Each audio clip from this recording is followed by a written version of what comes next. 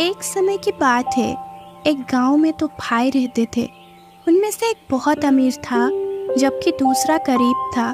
एक बार वे दोनों इकट्ठा हुए और आपस में बातचीत करने लगे। हाँ, बेशक जिंदगी बहुत कड़वी है, पर फिर भी बेईमानी की तुलना में ईमानदारी की जिंदगी बसर करना कहीं बेहतर है। वाह वाह वाह वाह, क्या बात कही है।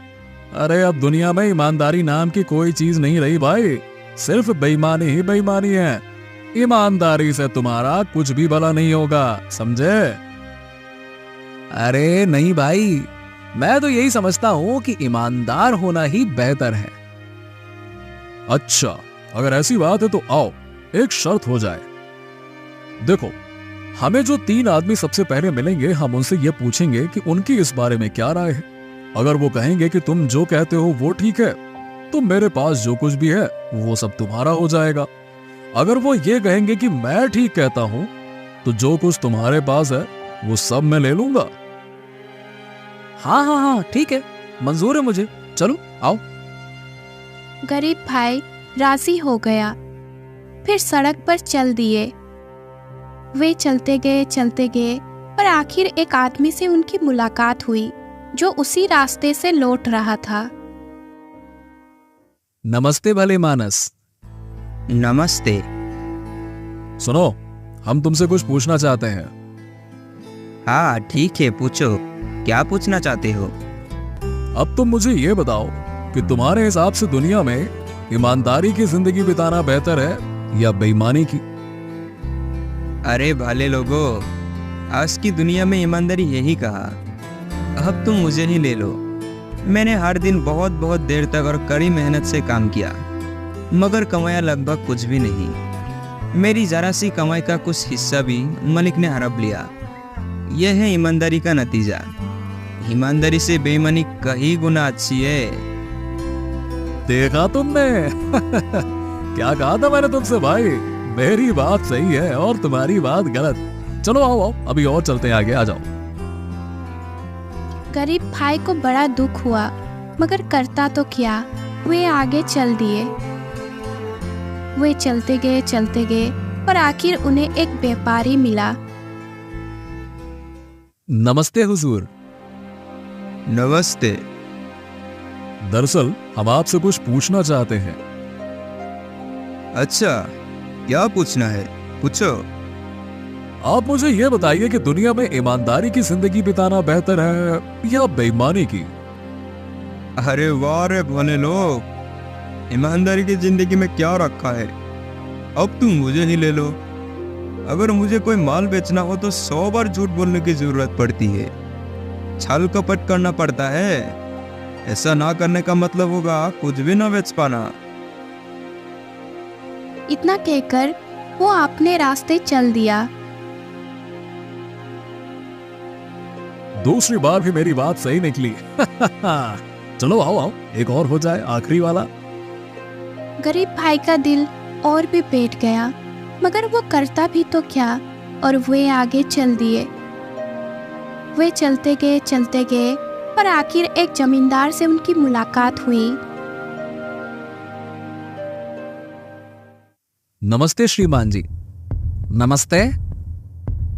दरअसल हम आपसे कुछ पूछना चाहते हैं। अच्छा, क्या बात है, पूछो। आपकी राय में दुनिया में ईमानदारी की जिंदगी बिताना बेहतर है या बेईमानी की? अरे वाह रे भले मानसों, आज के दुनिया में ईमानदारी है ही कहाँ। अगर मैं ईमानदारी की जिंदगी बिताता तो मेरी ये ठाट बाट होती क्या, ईमानदारी। अपनी बात पूरी किए बिना ही जमींदार ने अपना घोड़ा आगे बढ़ा दिया। हाँ तो मेरे भाई, अब तो तुम्हें समझ में आ गया होगा। चलो अब घर चलते हैं। जो कुछ भी तुम्हारे पास है अब वो तुम मेरे हवाले कर दो। चलो। गरीब भाई अपने घर की ओर चला जा रहा था, मन ही मन बहुत दुखी होता हुआ। उसकी जो थोड़ी सी जमा पूंजी थी वो अमीर भाई ने ले ली और केवल झोपड़ी उसके पास रहने दी। अच्छा ठीक है, तुम फिलहाल यहाँ रह सकते हो, अभी मुझे इसकी जरूरत नहीं है। मगर जल्द ही तुम्हें अपने रहने के लिए कोई दूसरी जगह तलाश करनी होगी, समझे?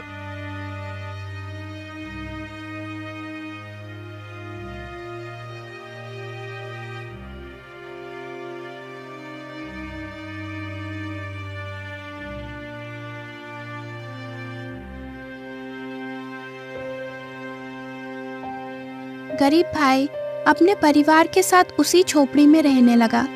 उनके पास खाने के लिए रोटी का एक टुकड़ा तक नहीं था। वो कहीं जाकर कुछ काम भी नहीं कर सकता था क्योंकि उस साल फसल ही नहीं हुई थी। गरीब भाई ने अपने आप को वश में किया, मगर बच्चे भूख से रोने चिल्लाने लगे। तब गरीब भाई ने एक बोरी ली और आटा मांगने के लिए अपने भाई के पास गया। भाई, दया करके मुझे कुछ आटा या अनाज दे दो। घर में खाने के लिए कुछ भी नहीं है और बच्चों का भूख के मारे बुरा हाल है। देखो, मैं तुम्हें आटा तो दे सकता हूं, पर इसके लिए तुम्हें अपनी एक आंख निकलवानी होगी। गरीब भाई ने कुछ देर सोच विचार किया, मगर इसके सिवा चारा ही क्या था। ठीक है, मुझे मंजूर है। निकाल लो मेरी आंख। भगवान तुम्हारा भला करे। भगवान के लिए मुझे कुछ आटा अवश्य दे दो। अब अमीर भाई ने गरीब भाई की एक आंख निकाल ली और उसे सड़ा हुआ कुछ आटा दे दिया। गरीब भाई आटा लेकर घर लौटा। उसकी पत्नी के जैसे ही अपने पति पर नजर पड़ी, वैसे ही वो कलेजा थाम कर रह गई। ये तुम्हें क्या हुआ है? तुम्हारी एक आंख कहाँ गई? भाई ने निकाल ली। गरीब भाई ने अपनी पत्नी को सारा किस्सा कह सुनाया। फिर रोए धोए चीखे चिल्लाए, मगर फिर उसी आटे से पेट की आग बुझाने लगे।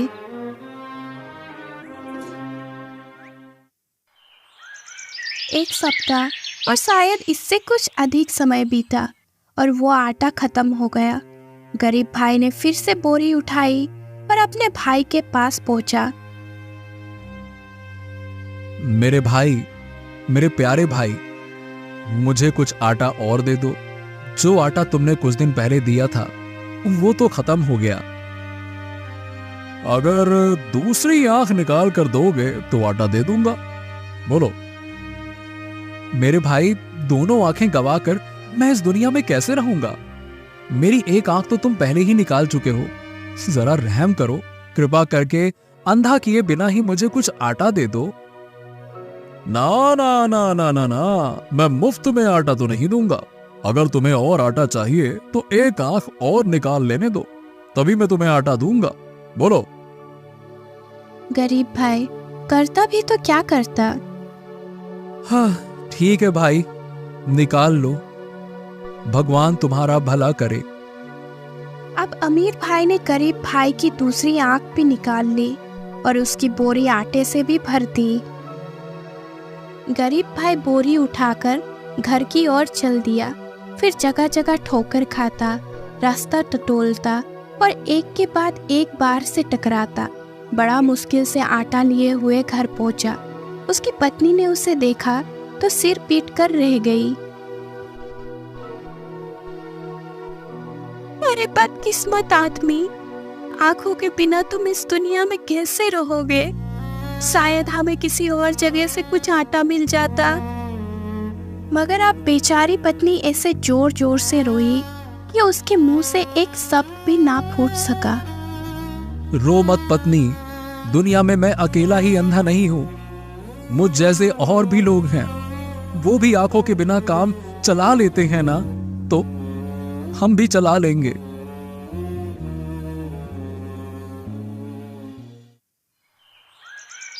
मगर एक बोरी आटा तो परिवार के लिए बहुत नहीं होता।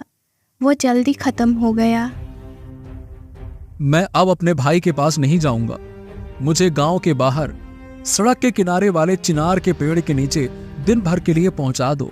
शाम को आकर तुम मुझे घर ले आना।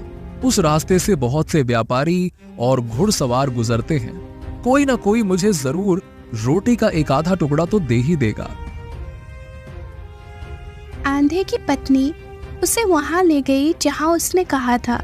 वो उसे चिनार के पेड़ के नीचे बिठाकर घर वापस आ गई। अंधा वही बैठा रहा। किसी राहगीर ने उसे 1 पैसा दिया तो किसी ने 2। शाम होने को थी, मगर उसकी पत्नी को आने में देर हो गई। आंधा थक गया था, इसीलिए वो अकेले ही घर की ओर चल दिया। वो गलत दिशा में मुड़ गया और घर पहुंचने के बजाय तथा ये जाने बिना ही कि किधर जा रहा है, आगे ही आगे चलता गया। अचानक उसे अपने सभी ओर वृक्षों की सर की आवाज सुनाई दी। आंधे को यह समझने में देर न लगी कि वो किसी जंगल में पहुंच गया है और उसे यही रात बितानी होगी, मगर इस डर से कि कहीं किसी जंगली जानवर उसे देख ना ले, और वो जैसे तैसे एक झाड़ी के पीछे छुप गया। आधी रात हुई तो अचानक उसी जगह एक वृक्ष के नीचे भूत प्रेत उड़ते हुए आए। उनके सरदार ने पूछना शुरू किया कि वे क्या कुछ करते रहे हैं। मैंने 2 बोरी आटे के लिए एक भाई को अंधा करवा दिया। हाँ, तुमने अच्छा किया, मगर बहुत अच्छा नहीं। पर सरदार, वो कैसे? अरे बुद्धू, वो ऐसे कि जब ये अंधा इस वृक्ष के नीचे पड़ी हुई ओस की बूंदों को अपने आंखों पर मलेगा, वैसे ही उसकी आंखों की रोशनी लौट आएगी। मगर ये तो ना किसी ने सुना है और ना कोई जानता है, इसीलिए वो अंधा ही रहेगा। अब तुम बताओ, तुमने क्या काम किया? मैंने एक गांव का सारा पानी सुखा दिया है सरदार। वहां पानी की एक बूंद तक नहीं रही, इसीलिए वहां के लोगों को 40 कोस दूर से पानी लाना पड़ता है और बहुत से लोग रास्ते में ही ढेर हो जाते हैं। तुमने तो ये अच्छा काम किया, मगर बहुत अच्छा नहीं। पर वो कैसे सरदार? वो ऐसे कि उस गांव के बीचों बीच एक बड़ा सा पेड़ है। उस पेड़ के नीचे एक पत्थर रखा हुआ है। अगर उस पत्थर को हटा दिया जाए तो वहां से सभी की जरूरतें पूरी करने के लिए पर्याप्त पानी मिल सकता है। लेकिन ना तो किसी ने यह सुना है और ना ही कोई जानता है, इसीलिए पानी पत्थर के नीचे ही छिपा रहेगा।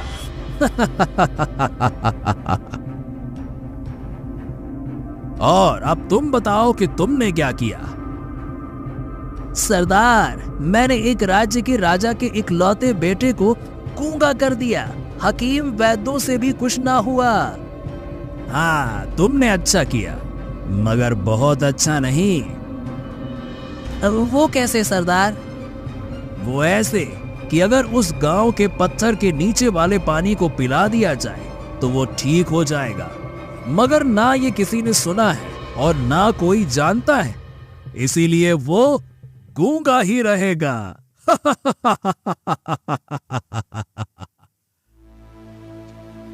झाड़ी के पीछे बैठा हुआ अंधा सारी बातें सुन रहा था। जैसे ही भूत प्रेत वहां से उड़ चले, वैसे ही वह वृक्ष के नीचे गया और उसने अपने आंखों पर ओस मली। तुरंत ही उसे नजर आने लगा। तब उसने सोचा, अच्छा, अब चलकर लोगों की मदद करता हूं। उसने सुबह होने का इंतजार किया और सुबह होते ही वहां से चल दिया। वो उस गांव के पास पहुंचा जहां पानी नहीं था। उसने देखा कि एक बुढ़िया एक मटका लेकर जा रही थी। उसने बुढ़िया को नमस्कार किया और कहा, दादी, मुझे जरा पानी पिला दो। अरे बेटा, ये पानी मैं लगभग 40 कोस से ला रही हूँ। आधा तो रास्ते में ही गिर गया। फिर मेरा तो परिवार भी बहुत बड़ा है। पानी के बिना उनका बुरा हाल हो जाएगा। दादी, आपके गांव में मेरे पहुंचते ही सबके लिए काफी पानी हो जाएगा। बुढ़िया ने उसे पानी पिलाया। अब उसकी खुशी का कोई ठिकाना ना रहा। वह जल्दी जल्दी गांव पहुंची और उसने लोगों से इस आदमी की चर्चा की। किसी को विश्वास हुआ और किसी को नहीं। दयालु और भले आदमी, हमें जालिम मौत के पंजे से छुटकारा दिलाओ। ठीक है, अब चिंता की कोई जरूरत नहीं, पर तुम लोग मेरी मदद करो। मुझे अपने गांव के बीच वाले बड़े पेड़ के नीचे ले चलो, जहां एक बड़ा सा पत्थर है।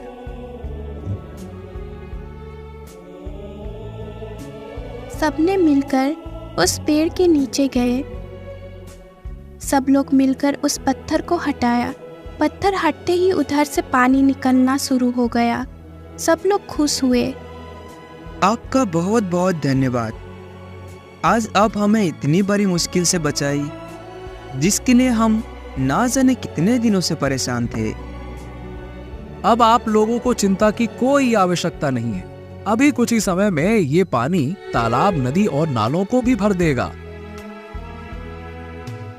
फिर उसने अपने पास रखे लोटे में थोड़ा जल भरा और लोगों को उस राज्य का रास्ता पूछकर वहां से चला गया।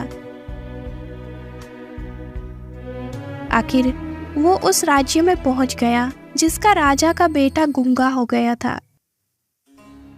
मैंने सुना है कि आपके राजा का बेटा सख्त बीमार है। शायद मैं उसका इलाज कर सकता हूँ। अरे तुम क्या इलाज करोगे उसका?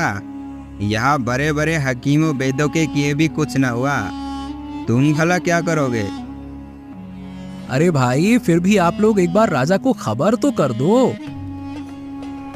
वे राजा को खबर नहीं देना चाहते थे, मगर ये व्यक्ति जिद करता गया।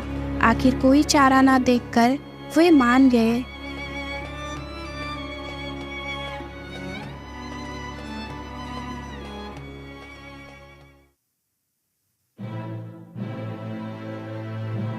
तुम मेरे बेटे का इलाज कैसे कर सकते हो, बोलो। हाँ महाराज, मैं ये कर सकता हूँ। ठीक है, अगर तुम उसे भला चंगा कर दोगे तो मैं तुम्हें मुंह मांगा इनाम दूंगा। फिर उसे राजकुमार के कमरे में पहुंचाया गया। उसने वो पानी राजकुमार को पिलाया जो उसने अपने साथ लाया था। पानी पीते ही राजकुमार बोलने लग गया। वाह वाह वाह वाह, बहुत बढ़िया, अति उत्तम। मैं बहुत प्रसन्न हूँ तुमसे। राजा ने उसे इतना दौलत दी कि उसे घर ले जाने के लिए घोड़ा गाड़ियों की जरूरत पड़ी। इधर घर में पत्नी उसका पति के बारे में ही सोचते सोचते रोए जा रही थी। उन्हें लग रहा था कि अब वो इस दुनिया में नहीं रहा। अचानक से जब पति ने आवाज लगाई, वो झोपड़ी से बाहर निकली। तुम्हारी नजर लौट आई। हे भगवान, तुम्हारा भला हो। पर आप बताइए कि ये सब कैसे हुआ? हाँ, जरा ठहरें। पहले धन दौलत अंदर तो ले आए, फिर आराम से सब बात बताते हैं। फिर दोनों धन को घर के अंदर ले आए और अपने पत्नी को सारा बात कह सुनाया। अमीर भाई की दौलत अब इसके मुकाबले में थी ही क्या। अब गरीब भाई बहुत अमीर होकर खूब मजे की जिंदगी बिताने लगे। अमीर भाई को भी इसके बारे में खबर मिली तो भागता हुआ वो अपने गरीब भाई के पास पहुंचा। भाई, ये सब कैसे हुआ? तुम्हारी नजर लौट आई और तुम ऐसे धनी भी हो गए, ये कैसे हुआ? इस भाई ने कुछ भी नहीं छुपाया और सारा किस्सा कह सुनाया। अमीर भाई भी अब और अधिक अमीर होना चाहता था। जैसे ही रात हुई, वैसे ही वो भागता हुआ चुपके चुपके उस जंगल में जा पहुंचा और उसी झाड़ी के पीछे छुपकर बैठा रहा। अचानक आधी रात को सभी भूत प्रेत और उनका सरदार उड़ते हुए इसी वृक्ष के नीचे इकट्ठा हुए। ये क्या किस्सा है? ना तो कभी किसी ने इनके बारे में सुना था और ना ही कोई जानता था, और फिर भी अंधा भाई आंखों वाला हो गया। पत्थर के नीचे से पानी बह निकला और राजकुमार भला चंगा हो गया। कहीं किसी ने चोरी चोरी हमारी बातें तो नहीं सुनी। आओ ढूंढे उसे। वे तलाश करने लगे। उस वृक्ष के पास वाली झाड़ी में देखा तो वहां अमीर भाई को बैठा पाया। उन्होंने उसे पकड़ा और उसकी बहुत पिटाई की। बेचारा अमीर भाई किसी तरह अपने घर वापस पहुंचा। अब अमीर भाई को काफ़ी पछतावा हुआ कि उसने अपने गरीब भाई के साथ कितना बुरा व्यवहार किया था।